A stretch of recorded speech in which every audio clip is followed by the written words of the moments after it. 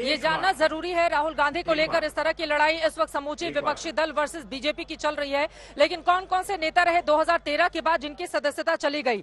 लालू यादव, चारा घोटाले के बाद संसद की सदस्यता उनकी चली गई थी, 5 साल जेल की सजा सुनाई गई थी, जिसके बाद सजा पूरी करने के 6 साल बाद वो चुनाव नहीं लड़ सके थे। और फिर क्या स्थिति बनी लालू प्रसाद यादव जी के लिए बताने की जरूरत नहीं है।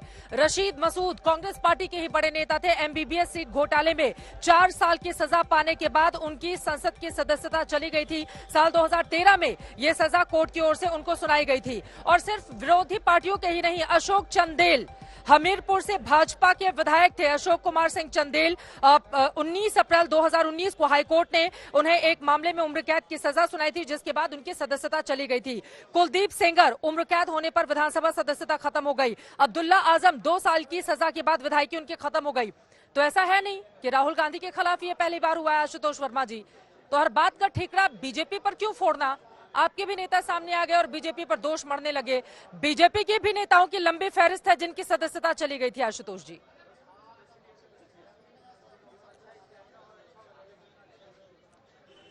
आशुतोष वर्मा जी तक हमारी आवाज नहीं पहुंच पा रही है। ठीक है, उनके पास मैं चलूंगी, लेकिन उसके पहले मैं बाकी मेहमानों का जल्दी से मैं रुक कर लेती हूं। हमारे साथ शिवसेना के भी नेता बने हुए आनंद दुबे जी। आनंद दुबे जी, इस पर आपकी टिप्पणी। अब चित्रा जी नमस्कार। देना, उनके भी विधायकों की सदस्यता जा चुकी है। ऐसे इसी तरह के कुछ मामलों में थोड़े अलग है मामले उनके। हाँ, लेकिन सदस्यता तो चली गई बीजेपी के विधायकों की। सूरत कोर्ट का जो निर्णय आया है हम उस पर टिप्पणी नहीं करेंगे, लेकिन हम सवाल उठाएंगे टाइमिंग को लेकर। जब 1 महीने के भीतर उन्हें उच्च न्यायालय या सर्वोच्च न्यायालय जाने का समय मिला है, उसी सूरत अदालत ने उन्हें बेल भी दे दी है। उसके बाद हम सुनते थे कि ईडी, सीबीआई, चुनाव आयोग, इनकम टैक्स ये तो दबाव में काम करती है।